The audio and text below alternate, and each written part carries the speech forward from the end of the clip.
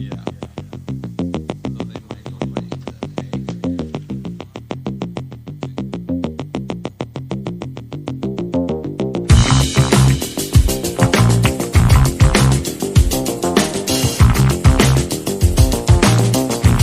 will hear a woman phoning the local council about an abandoned vehicle. First, you have some time to look at questions 1 to 6.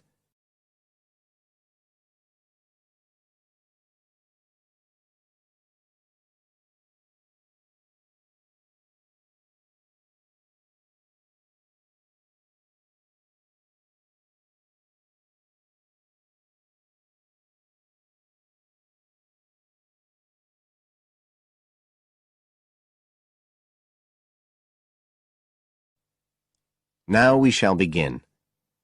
You should answer the questions as you listen, because you will not hear the recording a second time. Listen carefully and answer questions 1 to 6.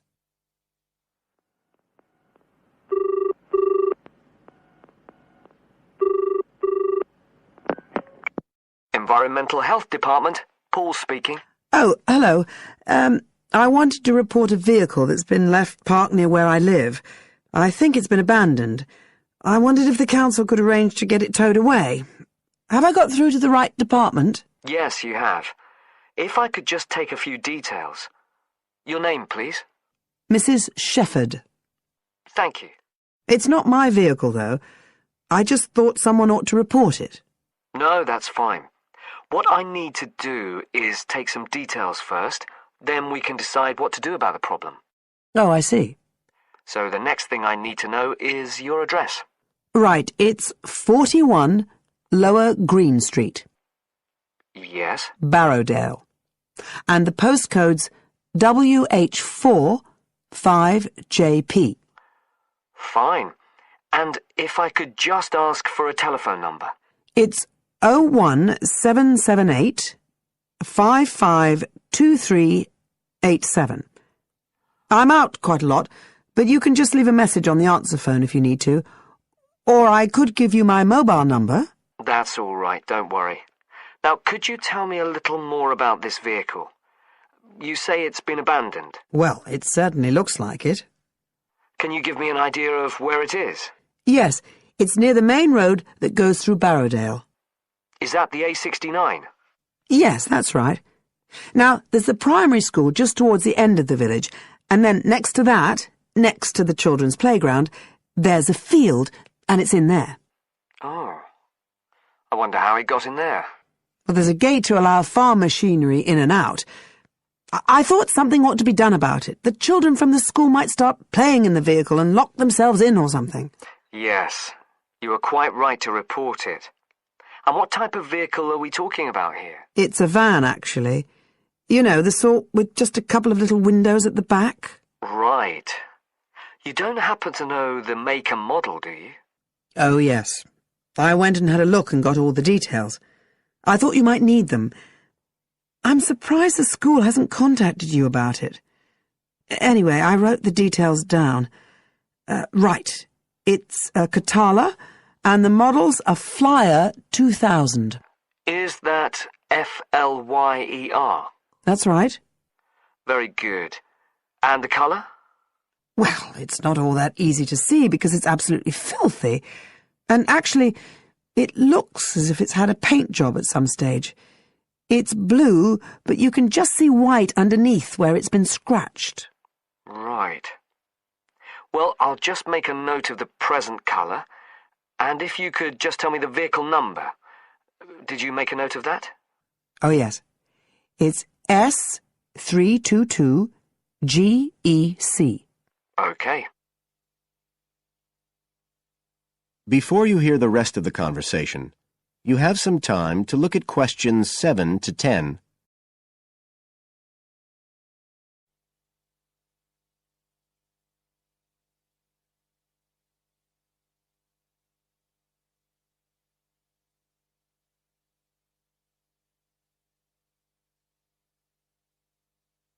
Now listen and answer questions 7 to 10. And it sounds as if the general condition of the vehicle isn't too good, from what you say. No, it's pretty poor. It wouldn't be drivable. It's got a flat tire and there's a crack in the windscreen. I reckon someone just wanted to get rid of it. That's usually the way. It's been there for nearly a week. No, it must be 8 days.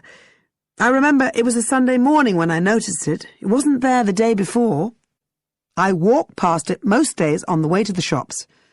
I'd have thought the school would have reported it. Does the field actually belong to the school? No, it's part of Hill Farm Estate. Right. I'll just make a note of that. And I don't suppose you have any information about who might own the vehicle? No, I've no idea. So what will you do now? Well, we'll come and have a look and see if we can trace the owner. And if we can't, the vehicle will be removed as rapidly as the law permits. It could be anything up to 20 days. One thing I should say, I'm quite sure this doesn't belong to anyone round here. I'd definitely recognise it if it was from someone who lived here. So you don't think it was anyone local? Right. I'd say at a guess we're looking at a stolen vehicle here. I did wonder if it might have been. You hear such a lot about car thieves nowadays. Well, we certainly will be looking into that possibility. Anyway, thank you for contacting us, Mrs. Shefford, and we'll keep you informed of what happens. Right. Thank you very much. Goodbye. Goodbye.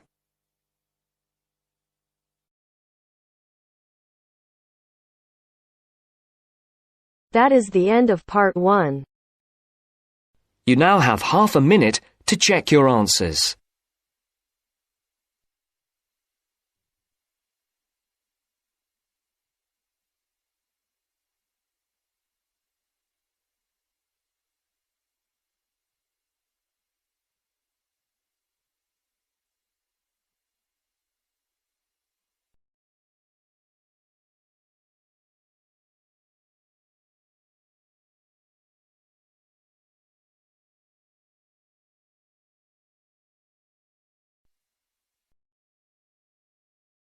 Now turns to part 2. Part 2. You are going to listen to two students talking about a presentation on time management. First, you have some time to look at questions 11 to 15.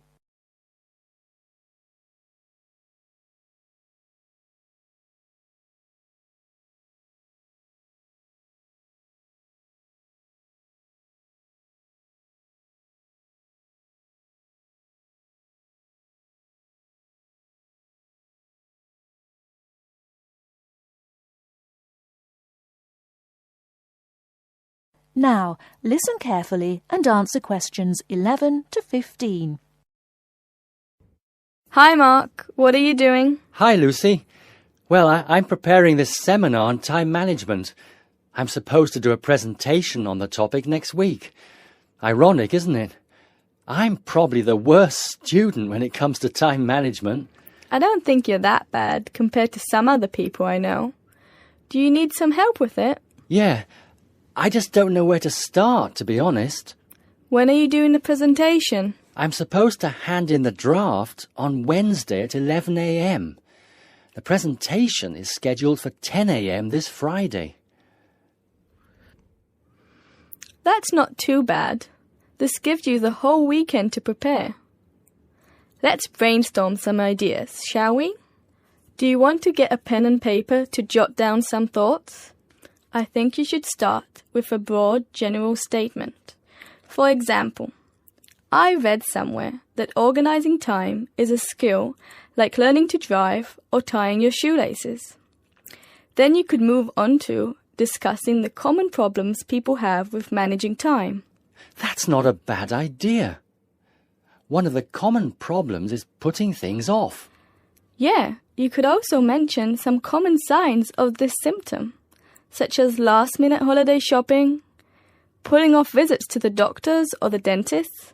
Another problem is relying too much on your memory and not writing things down. Do you mean not keeping a diary or a planner to plan the tasks?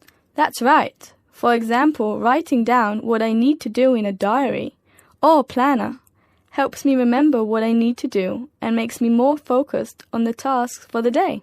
Good idea. Before you hear the rest of the talk, you have some time to look at questions 16 to 20.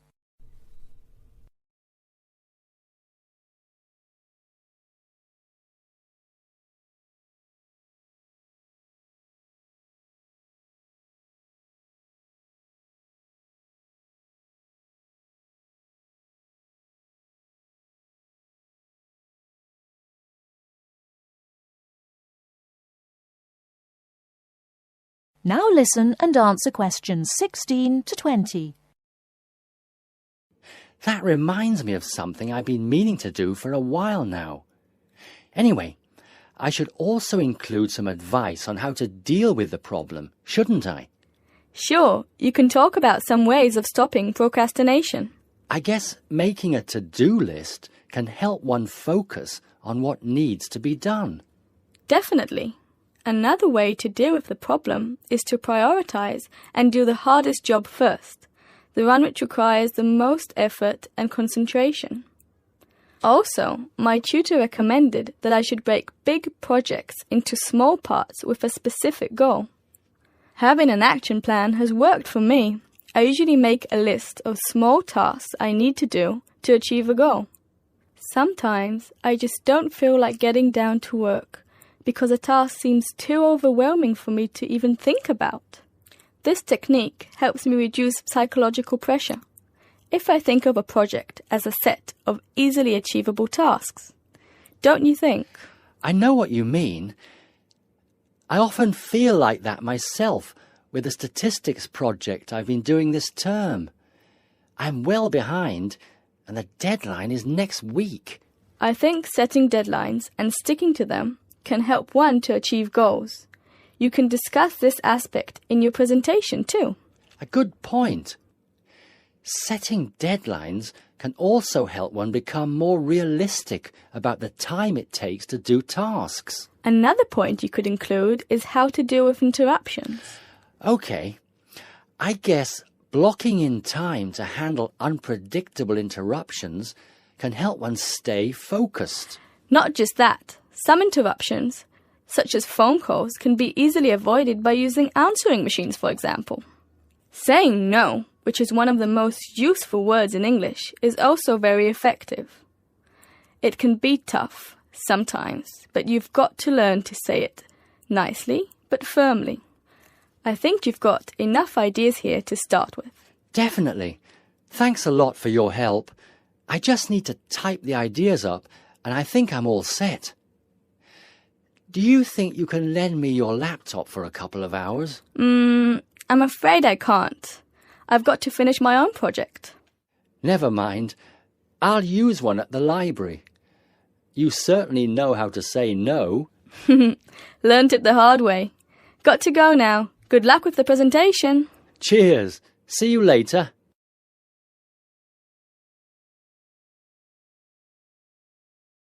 That is the end of part 2.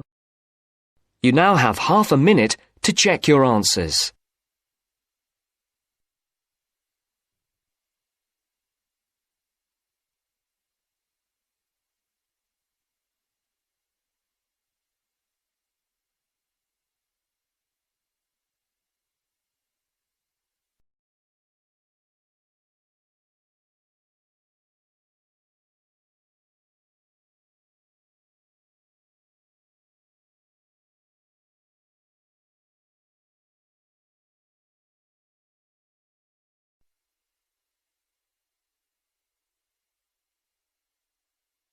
Now turns to part 3.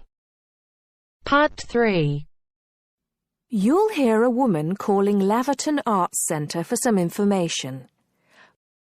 First, you have some time to look at questions 21 to 26.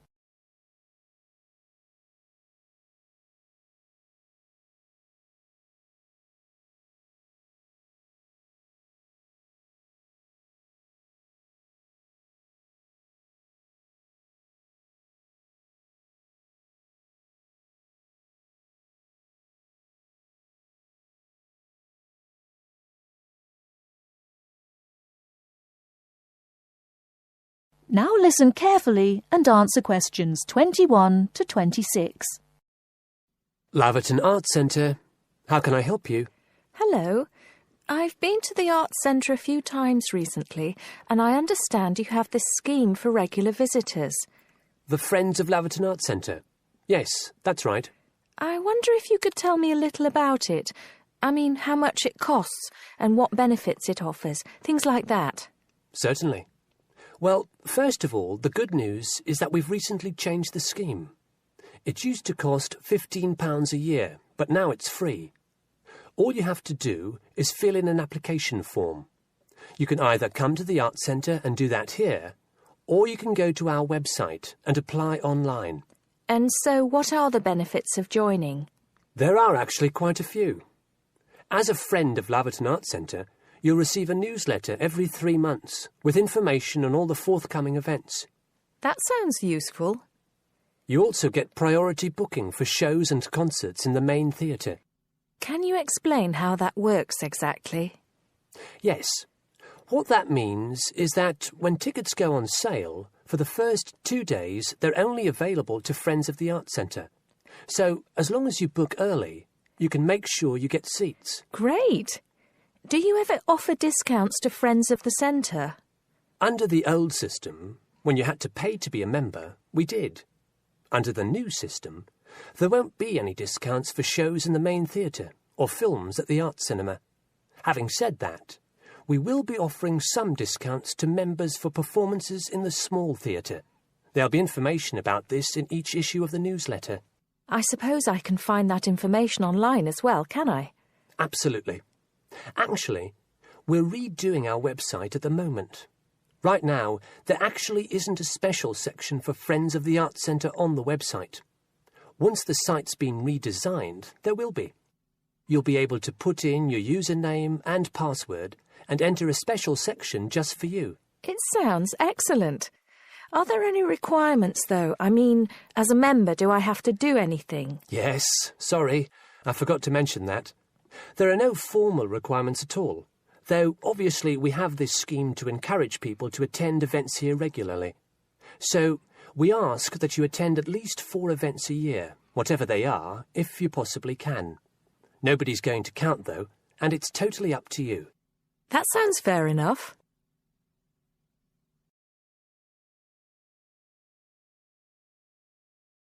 Before you hear the rest of the talk, you have some time to look at questions 27 to 30.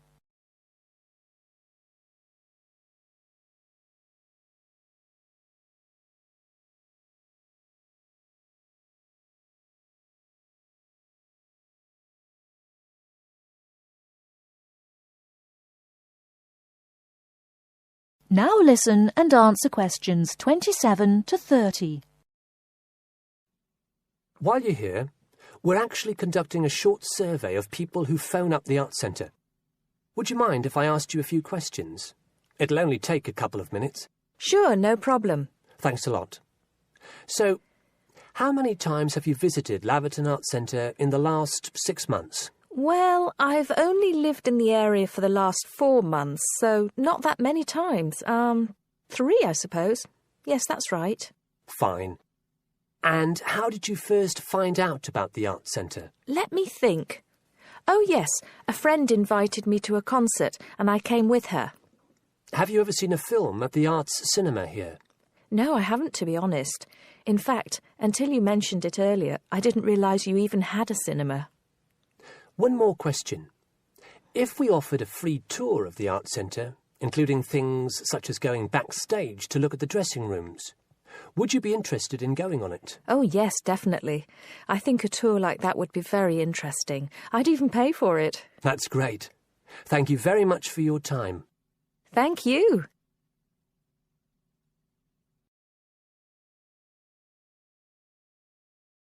That is the end of part 3. You now have half a minute to check your answers.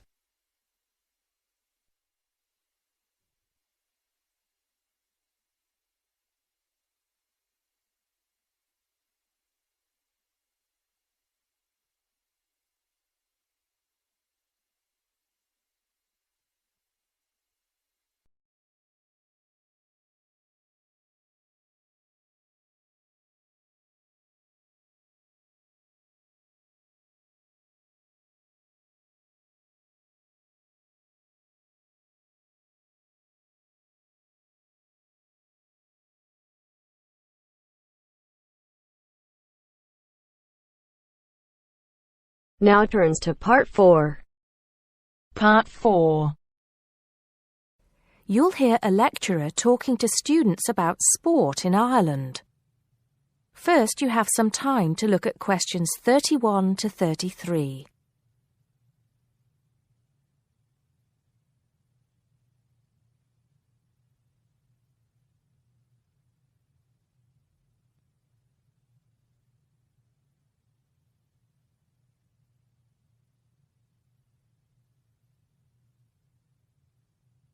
Now listen carefully and answer questions 31 to 33.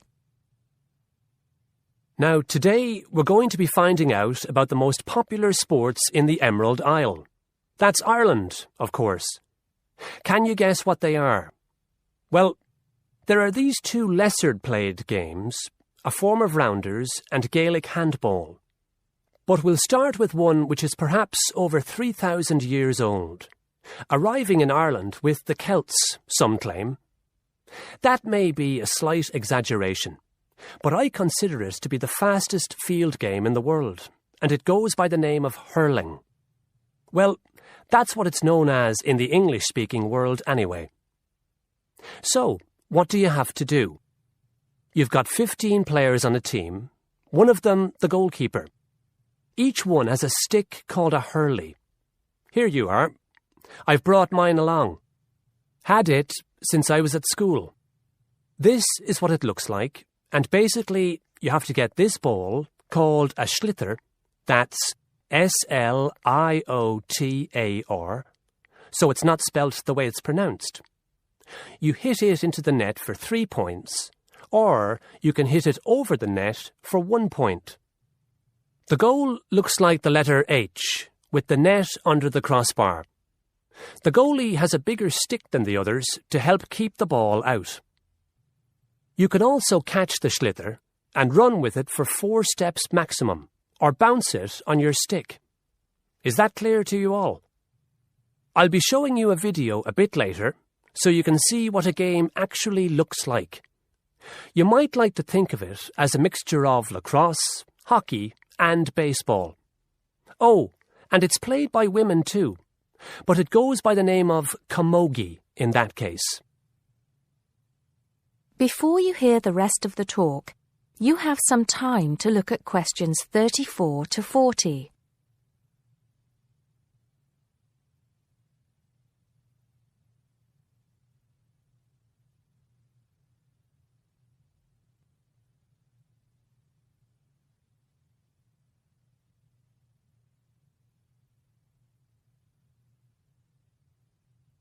Now listen and answer questions 34 to 40. I'll give you a bit of the history, shall I now? Generally, the golden age of the game is considered to be the 18th century. But systematic rules were first agreed and drawn up at that great shrine of learning, Trinity College, Dublin, in 1879, founding the Irish Hurling Union, closely followed just a few years later by the formation of the Gaelic Athletics Association. With greater organisation last century, the All-Ireland Hurling Championship got off to a flying start, and I'm proud to say that my own native city of Cork has won more than 20 titles over the years. But then, so have Kilkenny and Tipperary. Is it only played in Ireland? No. Well, it is the only country with a national team at the moment, but you may be surprised to discover there are hurling clubs in London, as well as in America and Argentina, to name just a few. The other game I'd like to take a little time to introduce you to is Gaelic football, which is played on the same pitch as hurling with the same number of players, but there's no net. You just have to get the ball over your opponent's goalposts, and you can do that by kicking or punching the ball. However, you're not supposed to do that to the players, I might add. Imagine it as a combination of soccer and basketball, but in my opinion, it's a more exciting spectacle than either of those. Excuse my bias, if you will. It's also very popular with women. In fact, there are more women's teams than for any other sport, Whether despite or because of the physical contact involved, I wouldn't like to say. They do play a shorter game, 60 minutes, rather than the men's 70. So, let's have a look. If we can have the lights down, I'll see if I can get this technology to work. That is the end of part 4. You now have half a minute to check your answers.